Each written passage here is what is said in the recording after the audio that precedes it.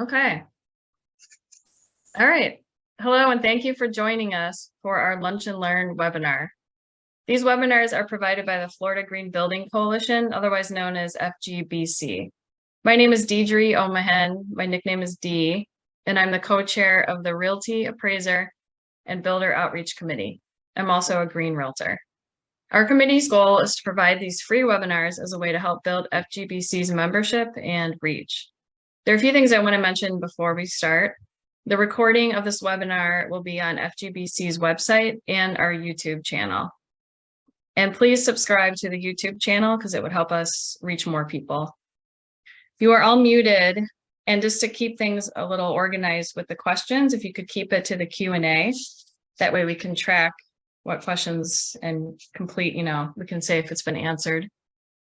And please complete the survey at the end.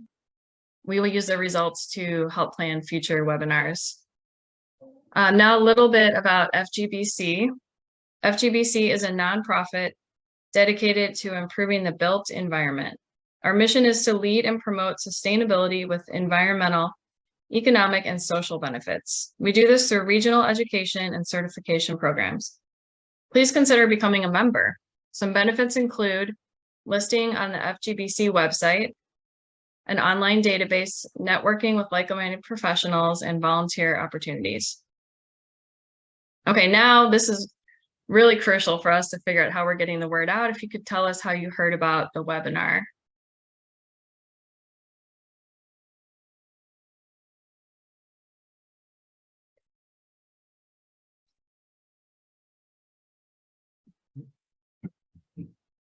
And CJ, do you want to let us know? Oh, there we go, email. All right. Okay, let's start our webinar now. I'd like to introduce Deirdre Irwin. She is the Water Conservation Coordinator for the St. Johns River Management District. With over 30 years of experience with the district, she has worked with the agency's Surface Water Regulatory Program, Water Resource Education Program, Certification Program Development, and Water Supply Planning. Her work as the Florida WaterStar SM Coordinator involves administering the program and technical outreach for the program. She serves on the statewide Florida Friendly Landscaping Advisory Committee and on the board of the Florida Green Building Coalition. She also serves on the board of the National Green Builder Coalition.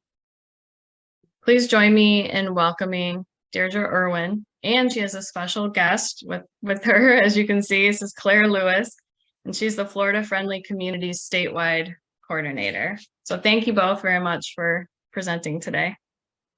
You're very welcome. You ready for my PowerPoint?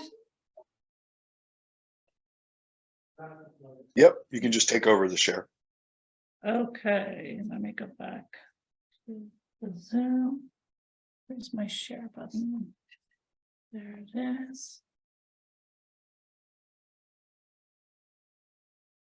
And let me just maximize. Sorry, folks. There you go. There we go. Okay, can everybody hear me? Yay. Yep. Okay, very good.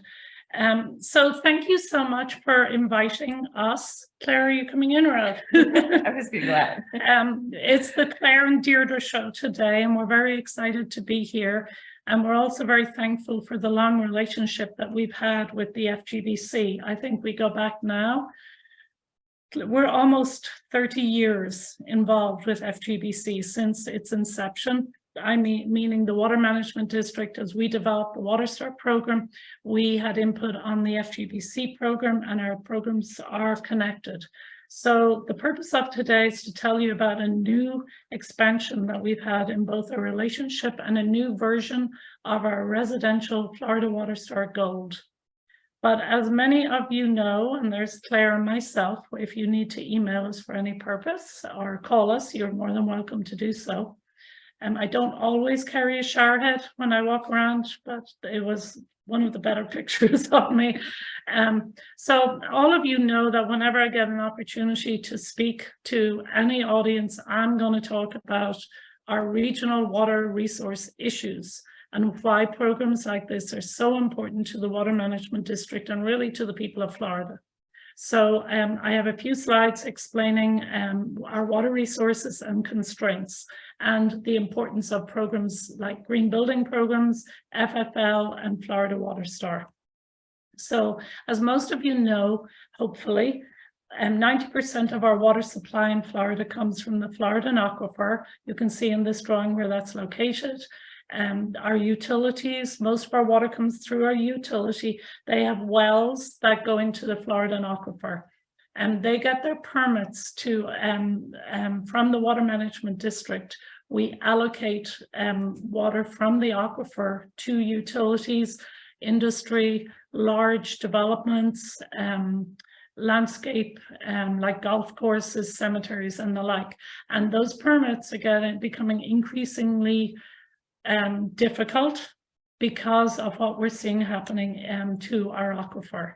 So when we overuse this fabulous free source of water that we've had all of this time, we sometimes cause impacts both on the surface and underwater.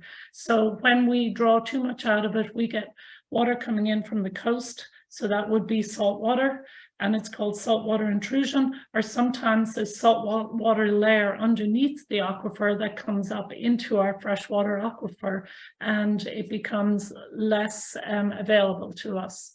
So what we see on the surface of the water is wetlands that become dried out, lake levels that lower, reduction in spring flows, sinkholes sometimes, depending on what part of the state you're in, and water quality because of the saltwater intrusion.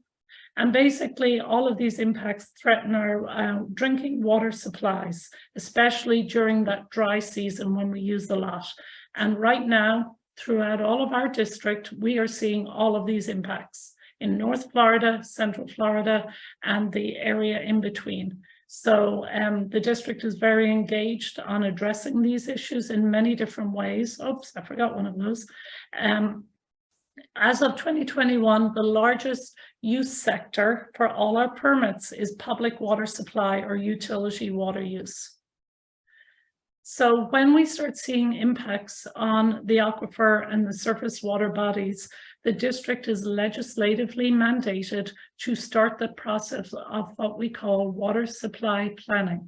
So this is built into Florida statute that when we see these certain key surface waters impacted, they're called minimum flows and levels, are recorded for important water bodies.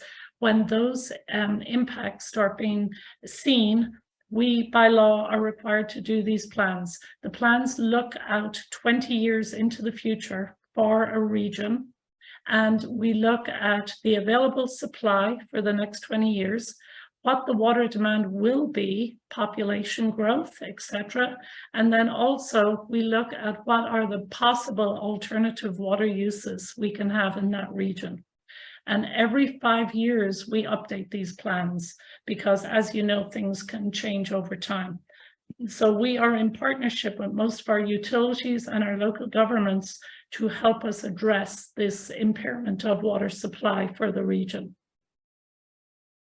So because of this, the efficient use of water is absolutely essential for new and existing residents, no matter their water source, whether it's from the utility, a well, surface water, wherever they get it from, they're all connected, and efficient water use is really important, especially in our new growth.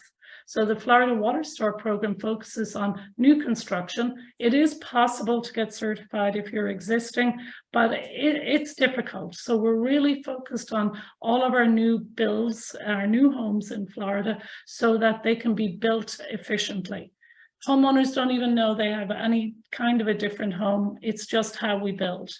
And it's the same with the Florida Green Building Coalition. Their program also addresses water efficiency and creating these homes that are just built to perform at a higher level than historically. And we're going to talk about the existing residents a little further along. So here's what we see. This table, if you've seen it before, this pie chart has not changed very much, except for a detail I'll show you in the next slide. So if you have an in-ground irrigation system in Florida, on average, half of your water use is outdoors. Indoors, we've seen tremendous progress in efficiency, especially with the electrical components like your clothes washer and dishwasher. They've become so efficient. They're a very small piece of the pie. Our top users are still toilets, showers, and faucets. So if you're looking to retrofit indoors, look at those three. And then obviously, if you have a very old clothes washer, that's a huge source or a huge opportunity for efficiency. And Claire, jump in anytime. These slides, I'm really excited. I'm allowed to share. This comes from University of Florida H2O Save, which is a geospatial database that has been developed to help utilities address and better target their water conservation. So it has gathered data now from, these are a few months old, but I know now they're at over 1 million homes. They have the water use utility data, and they're able to look at how much home by home water is being used. Well, you know what, I could talk for a whole hour about how great H2O Save is, but let me show you some of the things they found. In new homes that are built since after 2015, based on 38,000 homes here, we're seeing that 55% of water use was outdoors. But, and this is the nuance that I wanted to mention, when the water is reclaimed, close to 70%, and I'm sorry I didn't have the percentage in here, of water. We still see indoors around 119 gallons per day per household, but outdoors you can see it shot up. So there's many reasons for this. In some areas, reclaimed is very cheap. People don't think about conserving it. Also, it is exempt from the irrigation restrictions. So a lot of times those people are watering every day unnecessarily. So this is a real target because in most of our area, reclaimed water is now as valuable as potable water is, because as we see a lot of new building, it takes wastewater from about 5 homes to provide reclaim to 1 home. So it's becoming a very precious resource. So we're very targeted on making irrigation water use with reclaimed use less or more efficient. So this is the slide I do when we do our irrigation training for irrigation professionals, so that they understand that they are our foot soldiers on the ground. We train the landscape irrigation professionals to design and install landscapes that are more efficient in WaterStar or for all of their clients, not necessarily WaterStar. So they are the ones who can really help us impact this high water use area. So let's dive into what WaterStar is. You can see there on the map all 5 water management districts. This program is statewide. It was developed back in, it started in 2000. We partnered with several consultants to design the program. It launched in 2006, and it is owned by St. John's, but it's available statewide.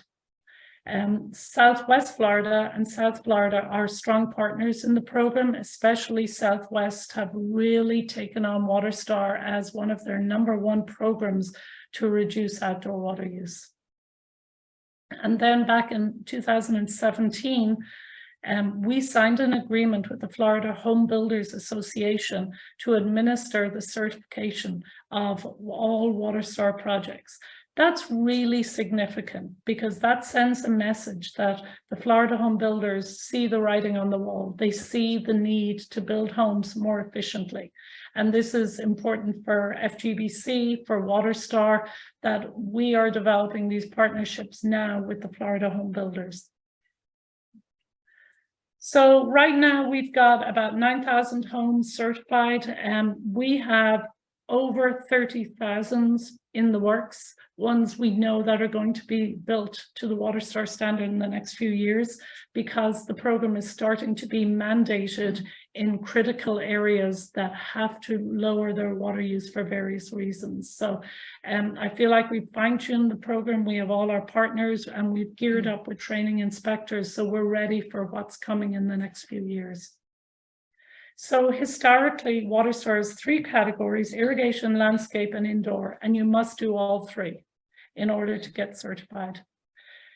So starting back in 2019, we started working with the Florida Friendly program. Claire and I work together on a lot of programs, and I'm on that advisory board.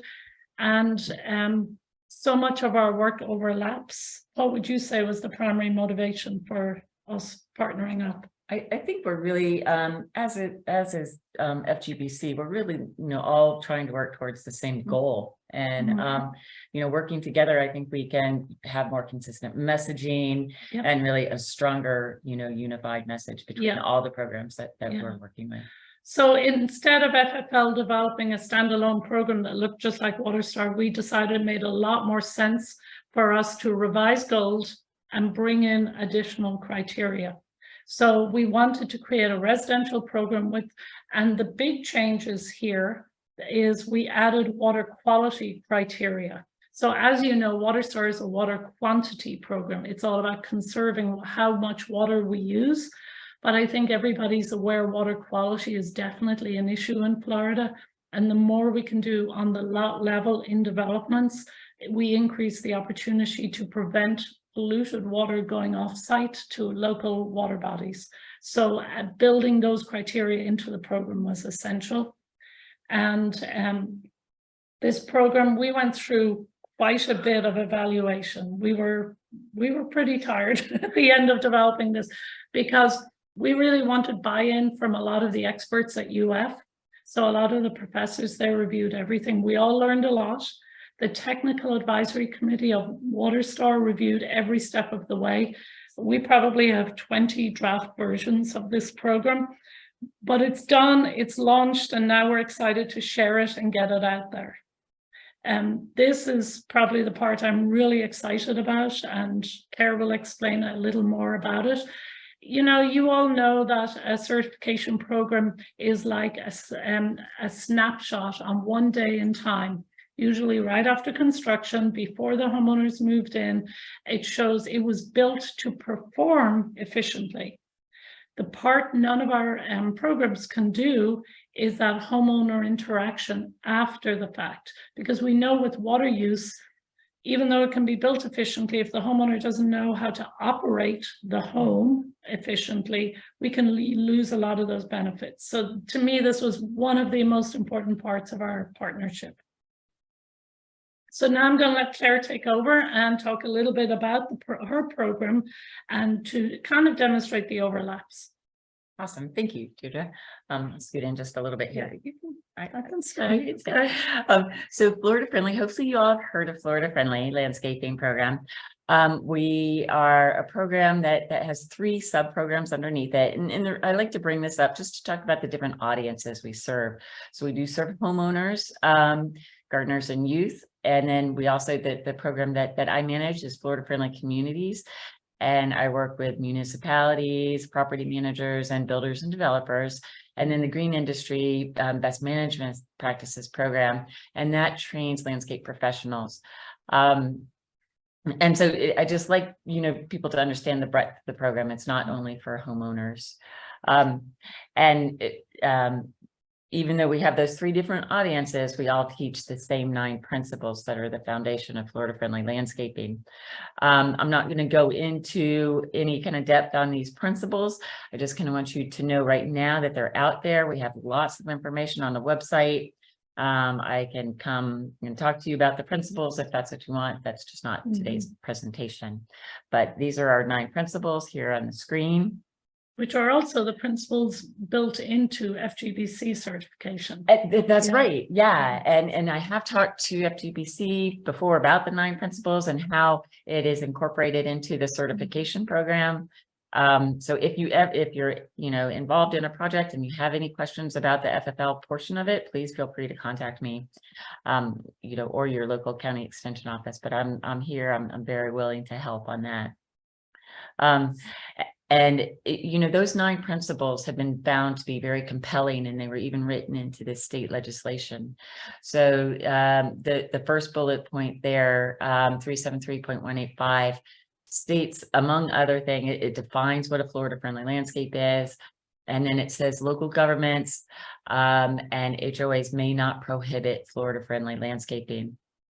And when we say that, we always like to emphasize that That doesn't mean that a home builder or a homeowner can change their landscape without approval of their HOA, if in fact their HOA has rules where you must submit a plan. But it is FFL is in the state legislation as a whole, and then also the Green Industries Best Management, or GIBMP program, is singled out in the legislation, and that is anybody applying fertilizer commercially in the state of Florida has to go through our training first, and then they get a license through FDAX in order to apply fertilizer. Oh, and I talked about this a little bit. Another thing about that legislation is, and I like to highlight this just because it's an ongoing educational kind of misnomer. A lot of people will say xeriscaping or zero-scaping. You'll hear that too. And really, that language was replaced in the state statute and replaced with Florida friendly. And the reason for that is Florida really isn't xeric. We're not dry. We can go from either extreme, from drought to, heavy afternoon, downpours of rain. So, so Florida friendly really encompasses a more flexible and more encompassing landscape than a xeriscape. So, so that's just something to, for your own information, to keep that in mind. You might not want to refer to xeriscaping in Florida. And I think that it's okay. Well, you're welcome to talk about this too. So you remember a little while ago, I showed you the pie chart that showed the 3 components of WaterStar. Well, to get WaterStar Gold, there's now 4 components. We added this category called site. It isn't this large in the program. I just didn't get my pie chart shape done right, but they're equal parts. I would say actually irrigation is probably the biggest in terms of actual water savings. This is the biggest piece of the pie, and I'll work on my PowerPoint skills before I show this slide again. Again, in gold, you have to do all 4 categories. So part of the reason we wanted to do that is because there's been so much research on what does it take to make a landscape thrive, and why are residential landscapes maybe not thriving? So most of you have probably seen the development process in Florida has been streamlined over time to where if a subdivision is going in, an entire area is cleared, the stormwater ponds are dug, the fill dirt from the stormwater ponds is frequently used to raise the elevation for the homes, so that they meet the required elevation. And that soil coming out of that stormwater pond is frequently a sterile soil. Then it goes on the lot, it's compacted, and it's really not the best environment for plants to successfully grow in. And that is why homeowners often use so much water, so many chemicals, is because they're trying to grow these, even if they're Florida friendly plants, but they're trying to grow them in a sterile environment that doesn't have all of the nutrients and benefits of a healthy soil. So that's what our site section really is about. So it addresses both water and soil quality, and there are 9 criteria in site. It's a menu of options. We don't mandate which one you do, so it's a menu, but you must achieve 30 points. I'm not going to go through these. We'll highlight a few of them, but there's our 9 points. There's different point values. When it says up to something, it means depending on how much you do. So if you only do, say, half your yard in organic soil amendments, you get 10 points, not the 20 points. So there's lots of flexibility built into the program. So here's an important one, and I'd like to just share with you all, there's an increased emphasis in Florida on green stormwater infrastructure. And if you want to learn more, I would go to FDEP Green Stormwater Infrastructure. They have a fabulous new website with just tons of information about what this is, why it's important. And essentially, it's a method to keep stormwater on your lot and not running off immediately to a stormwater pond and then offsite to a water body. So there's many ways to do it. This picture on the right is a WaterStar development in Lake County, and they added bioswales and these areas to let stormwater go and infiltrate rather than going to the stormwater system. And the picture on the left is a rain garden, And again, the idea is to let water go in there as opposed to drain off. And these plants can be very attractive in these areas. The next, green stormwater infrastructure, which used to be called LID, low impact development, but now it's nationwide, it's been replaced with GSI, or green stormwater infrastructure. Pervious surfaces are awarded when awarded points when installed in place of impervious. So what we're talking about is pervious pavers. It could be shell rock. It could be these what do you call those ones again? They're not, they're pervious pavers Yeah, too. they're like sod They're blocks almost, or yeah. They're blocks which you put stones or plants in the middle of for driveways. So if you can take on your lot anything that historically was impervious, driveway, walkways, and replace that with a pervious surface, you can earn points, again, up to, depending on how much of it you do. And this is becoming, I've seen more and more of this, it's becoming aesthetically a choice that people are making when they build their homes. Yeah, it's high end. It is high end. So indoors, not a lot has changed indoors. I feel like it's about as tight as we can make it. In gold, we've always had like water source silver, toilet showers, faucets, washer, clothes washer, dishwasher, they're all there. But gold has a higher standard you have to meet. You've got to have even higher performing plumbing fixtures in order to get certification, all encompassing around the EPA WaterSense program. And now we've got so many dependable, good products out there that are super high efficient. It's definitely achievable and affordable. These products do not cost much more at all than a code plumbing fixture. Then outdoors, I'm really excited about this one. Do you want to cover this one? What we decided or was finalized? Because I think you can talk about the difference better. Okay. So WaterStar has always adopted the same as Florida Friendly. We call it site appropriate plants or right plant, right place.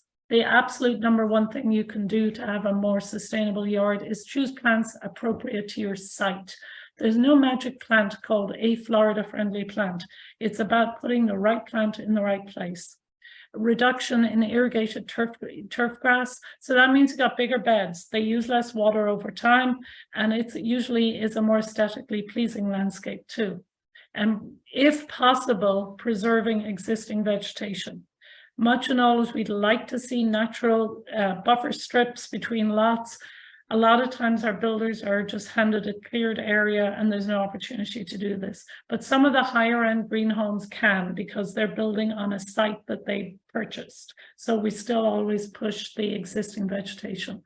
Increase shade. We know that shade reduces evapotranspiration. So if we have more shade, we need to water less. The two big enhancements of the GOLD program that we're really excited about are diversity. You've heard a lot about the need to have urban landscapes replace the ecosystem services that we historically had in Florida for our pollinator species, for our birds. So increasing the number of different types of plants that we have in the landscape and increasing the number of native plants. And that's all to address natural ecosystems in our landscapes. So these are two very important changes or enhancements to the program. Outdoors, we've really stepped it up in the outdoors. As usual, WaterStar requires that the home be inspected so there's no leaks, that the precipitation or application rate is matched to what the plant needs. So it's appropriate watering for the type of landscape. Even distribution, so if you're watering turf grass, that you're putting it out as efficiently as possible across the whole area, so you don't have dry spots and wet spots and need extra use of water or even chemical application.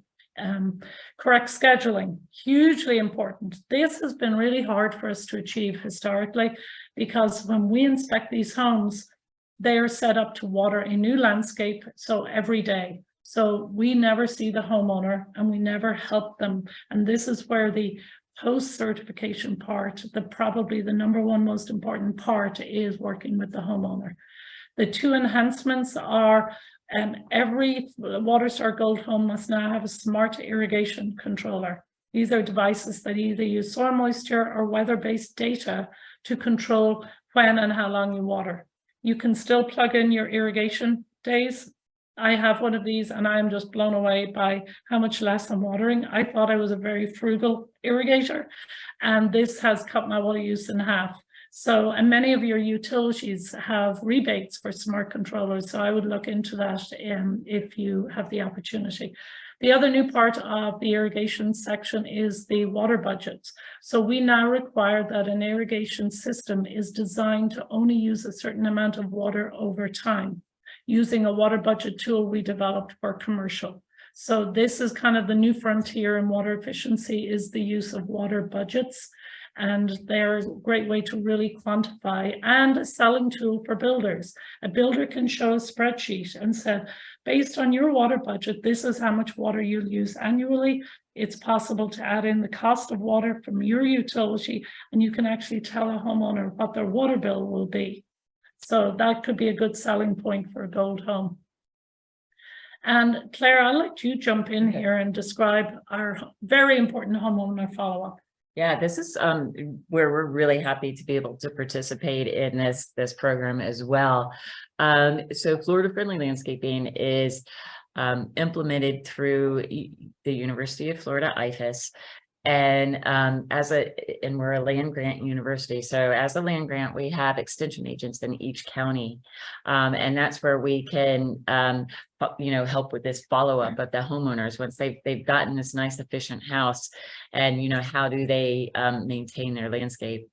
I tell a story where we were at my husband's grandfather's house and they put in a new irrigation system, and the man looks at me and he says, "Don't touch the clock. If you touch it, you're going to mess it up and you'll never get it right again."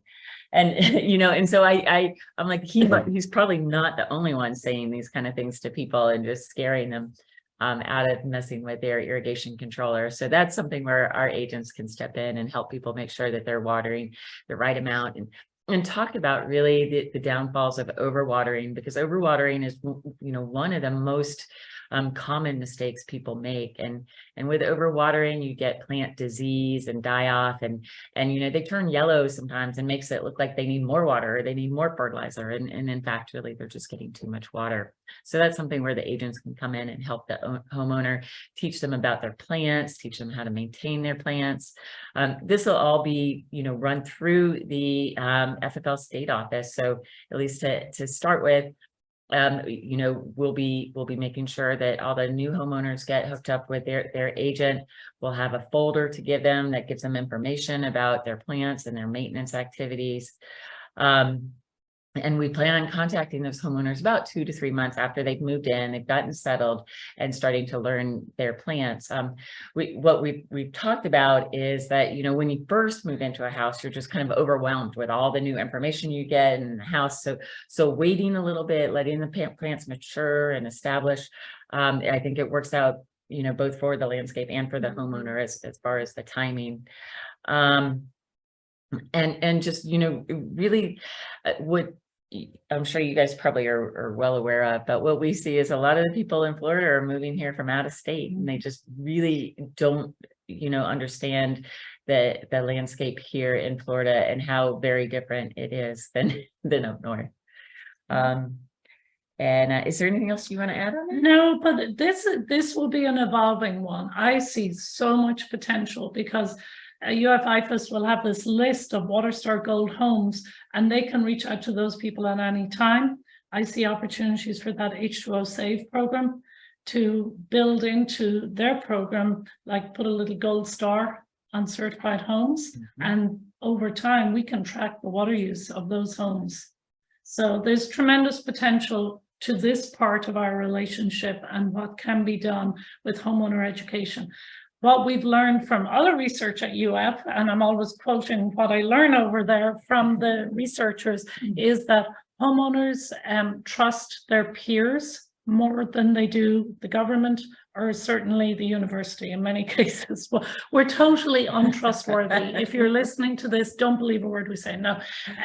But some social science research shows that the average homeowner will listen more to family and friends, and change their behavior based on what family and friends are saying. So what we hope will happen is when the university interacts with these Florida WaterStar Gold, Florida-friendly WaterStar Gold homeowners, they will be able to really influence the whole neighborhood. So when you teach one neighbor, that word spreads. Well, I have the university out here and I've learned this and I've learned that, and here's the information. So we're really hoping this will spread in communities. So yeah. And once they're certified as Florida Friendly WaterStar Gold, if the homeowners want, they get a little flag. It's a beautiful flag that they can display in their yard saying that your yard is Florida friendly. And I have one of those and I use it to keep the HOA at bay. How can you criticize my yard when I have that flag blowing, but I still got a letter about my driveway. So yeah, the flag really doesn't do anything. No, I was hopeful. It's just pretty. So let's just. We do have a couple questions. Oh yeah, we can pause here. Are you willing to share the PowerPoint? Yeah, absolutely. I can send a PDF to you, Dee, or to CJ, and it can go out to everyone. Okay, great. And then someone asked if there's an estimate on how many species per year we are losing in Florida due to development. I don't know if you would know that. I have no idea. And it might not be that we're losing entire species because a lot of the rare ones are protected. So you can't really destroy them, but we're losing numbers of more rare species and losing diversity. So what we had seen happening in the nursery industry and the building industry is they have a group of plants that installers know grow well, they're reliable, because every home has a 1-year warranty on the plants. And they want to put in stuff that will survive. So we were seeing the same plants over and over again, and they might not be offering ecosystem services to pollinators and to birds. So that was our purpose in increasing the diversity of species. Okay, and then the other one is what % of new home builds are trying to achieve certification? Very, very few. So I know FGBC is the #1 certifying entity in the state. They are doing an amazing job, well over, I don't know, 25,000. I can't remember the exact number. CJ can put it in the chat maybe. But I did a presentation for, who was it, last year? And myself and another attendee who I see is on this webinar, Lorna Bravo. We got the number of homes built in Florida, and we got the number of certified homes between LEED, WaterStar, and FGBC, and it was 5% of homes built, and I think that was 2019. So I will be perfectly transparent. We are not making as much of a dent as we would like. What is happening, though, is separate from the certification program. The water management districts are working with local governments, and we're pulling in UF, IFAS, and Extension to help us in that effort to get local governments to adopt codes that will require some of these, not certification, but certainly some of the behaviors and criteria. So it's coming one way or another, and I have a slide on that coming up, and I'll explain it a little more. Who's adopting these kinds of programs? At least the criteria, but maybe not certification. Great. And then one last question. How much does it cost to get certified? For a home from our third-party certifier, it's $50 for the certification. But you do have to pay a third-party inspector. We try not to get in their business. What I do know is if your inspector is also doing FGBC or Energy Star, they don't charge much more for WaterStar at all. So if you're looking to do multiple programs, it can be a lot cheaper. But I know it's more than $100. But for the savings that you will see in even 1 year, and I didn't include that, it can be up to $700 a year in water savings to have a WaterStar certified home. Not even gold, just silver. So you will recoup the cost of going gold probably in 1 year.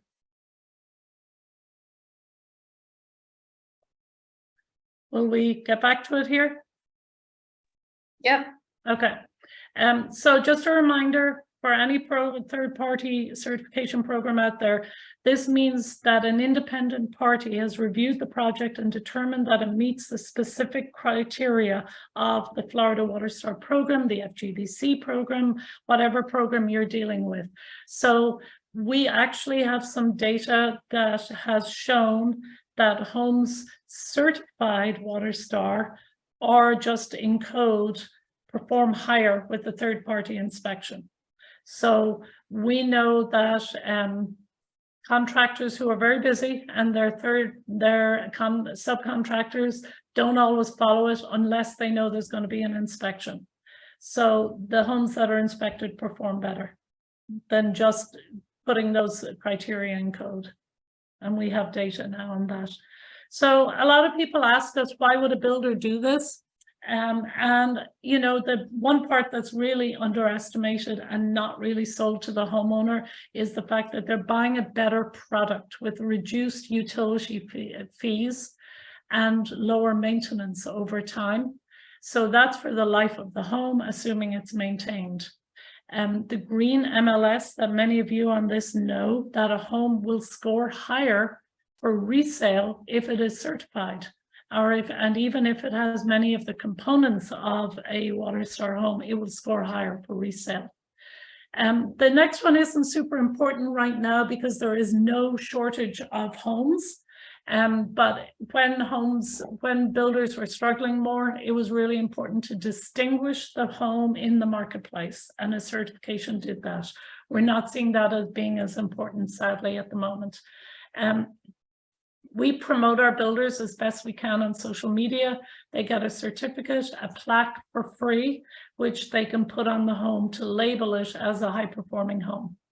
And then in some areas, which you'll see shortly, WaterStar is required in code. So that might be another reason a builder is doing it. And we've had a massive increase in this lately. So suddenly we have all sorts of builders calling us, new inspectors coming online to meet local code. And here it is. So we have two categories. We have entities that have taken the WaterStar criteria and put it in code somehow or another. And they are listed on the right. The ones on the left require pretty much all of WaterStar. Not all of them require an inspection. It's optional. They can either do an affidavit or they do an inspection. Some have rebates if third-party inspection. We have one that's coming online shortly that's mandating WaterStar inspection for every new home. We have a large development in Ocala on top of the world that has mandated WaterStar for every new home, and we've got 20,000 homes coming in that one development. So we're feeling a little overwhelmed with that, but they know they have to get their water use down. So they are very engaged in the program with us at the moment, and that's over in SwiftMud, and they work closely with the SwiftMud staff. So the process then is both WaterStar and these other programs like Energy Star, WaterSense can go through in Florida our third-party certifying entity, which is called the Certified Ratings Program. And this we changed a couple of years ago. We were using some of the national third-party raters like UL and Intertech, and it really was clunky and kind of cumbersome. So we in last year streamlined it, and the Certified Ratings Program is much more nimble. It is, they provide services all over the country, but a lot in Florida right now.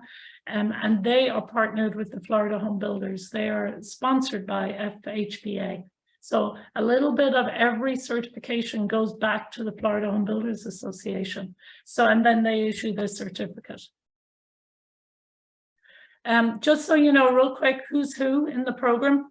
We train designers and installers. We call them WaterStar APs, so that you have professional entities out there who can design and install the landscape and irrigation. You don't have to do that, but this training has been one of the gold stars, I would say, not that star, another star, the crown jewels of the program.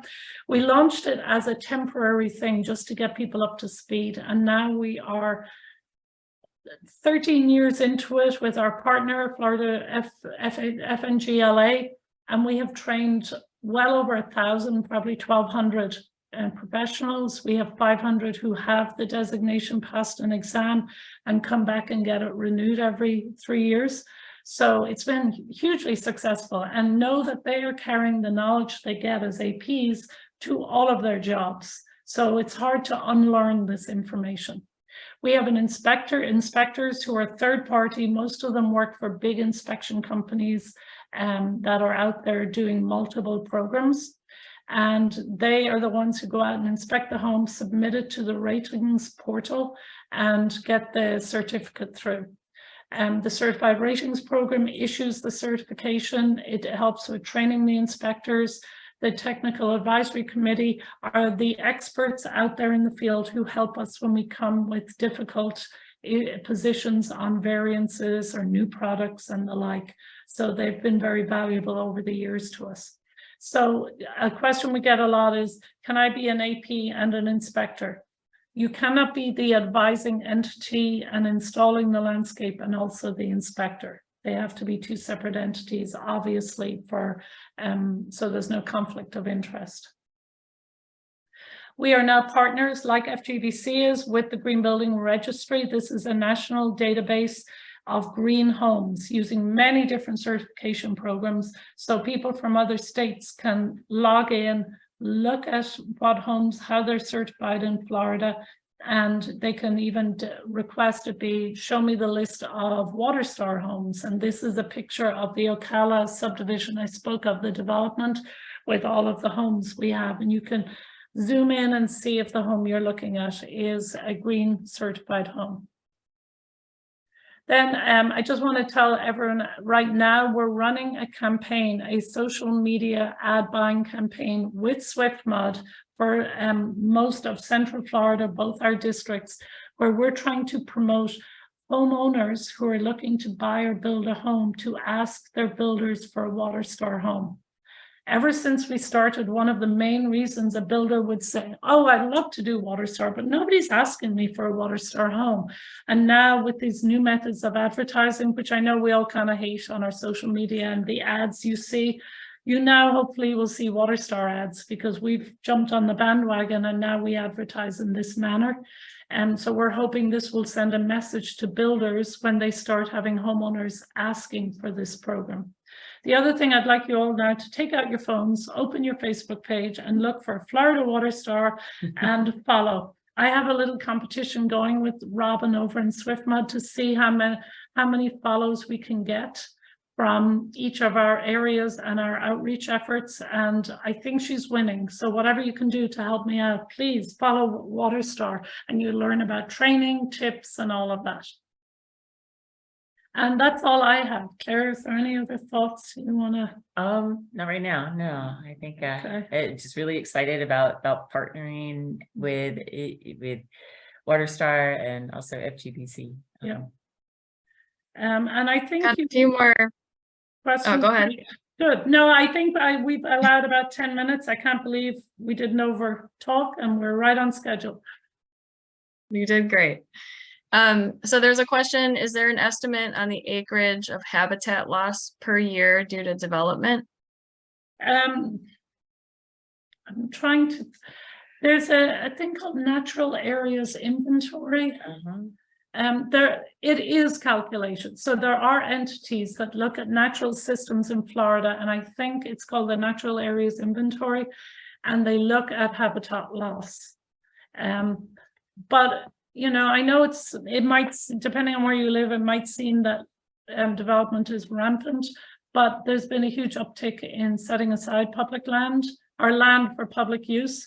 So I know in my area, the North Florida Land Trust is an amazing organization that is buying parcels, kind of smaller parcels than we buy. We are actively buying land to set aside in perpetuity so it cannot be developed on. So Florida is way ahead of some other states in our public land ownership and our partners and how all that works. But it is being tracked, both wetland acreage and natural system acreage, but not by me. Great, thank you. Any other questions, put them in the Q&A, please. I see a lot in the chat there. Is there anything in the chat that we need to address, Dee? There was a little, but it was answered. There's a question about commercial, Yep. but Meg responded. So then there's who verified that the homes are certified in those cities where it is required. Well, that's a really good question because we've tried a few different approaches. In Toho Water, which is Kissimmee, huge utility, growing rapidly. They adopted WaterStar back in 2007, but they wanted their own staff to do it. And then development took off. And I won't say it was not amicable, but we had to part ways because their staff were so busy, they weren't inspecting the homes thoroughly. They were trying to make the inspection free for their builders, but they just couldn't keep up the pace, and they didn't want to make them hire private inspectors. So they now have what they call TEP, Toho Efficiency Program. That's an awful lot like WaterStar, and they're implementing it separately, and it's kind of working. It is not as thorough. It is working. It's just not as thorough an inspection as you'd get with a private inspector. Okay, and then Meg says, Florida is not the only state with water quality and availability concerns. Are you in discussions with any other states about your program? That's a good question. It could be a great opportunity to replicate this program in other areas of the country, exclamation point. Yep. Because we're a state agency, it is proprietary in that it is a registered, trademarked program and everything, but we're a state agency. We'll give away our criteria to anyone. So I've had queries from as far away as Wellington, New Zealand, they wanted to develop a program for their city and they found WaterStar. Many others around the country have taken our criteria. I'm on the advisory board of the WERS program. If you're really looking for rigor in your water efficiency program, look at WERS, W-E-R-S. It's a score kind of like HERS for water efficiency. And I'm on their advisory board, and everything we've learned in WaterStar was carried over to WERS, but then they raised it to a higher level, more or less. So yeah, we're very open to sharing. Just on Monday of this week, I had a meeting with EPA WaterSense because we're starting the process to come under the WaterSense umbrella of an approved certification program under WaterSense. So that will give it extra recognition also. That's interesting. That was a question from Jack Randall. He said comments about WaterSense versus WaterStar. So. Yeah, we're going to have to line up our programs and make sure that they are about the same. From our quick review on Monday, they're very similar. We might have to up our indoor pressure inspection. We don't really inspect for pressure of the indoor system, so we might have to do that. But we I believe exceed WaterSense outdoors. So I don't think we'll have any, but it's not just about the criteria. They look at our process to make sure it's a robust program. They make sure we have a technical advisory manual and a certification manual that talks about if there's a challenge, how long is the certification good for? Is there a technical advisory committee? All of those things that make a program robust are all included on our website, very clear, our partnerships with all the other entities that we're working with. So they anticipate it will not be a difficult process to get that EPA approval. Okay, I think that's all the questions. So please, I know a lot on this is typically folks who work with builders. Please ask your builders to take a look at WaterStar, Florida-friendly WaterStar Gold, if not silver. We have one local government that is entertaining the idea of they have a very strict code. Oh, and I have something else I want to say. They have a strict code and they're thinking of saying you don't have to meet our code if you are certified WaterStar Gold. So if that passes, I'm excited. We have one county that gives you an easy pass to meet code if you just do WaterStar. So that's your county. Is it? The other thing I want to tell everyone is that there is a document called the Florida Friendly Landscape Irrigation Design Standards. Very long name. It is statutorily mandated, as I think it came out of the Florida Friendly or even before the Florida Friendly Code. And it requires that the state have this manual or guidelines on how to design a sustainable landscape. It's just been updated significantly. It was a very short book. Now it's a very significant document. And part of that, and it was a collaboration between Florida Friendly and the Florida Nursery Growers and Landscape Association, water management districts, a whole bunch of entities are reviewing it. DEP will sign off on it. There will be a public workshop, and then it will become the new standard. And it really is a blend of WaterStar and FFL.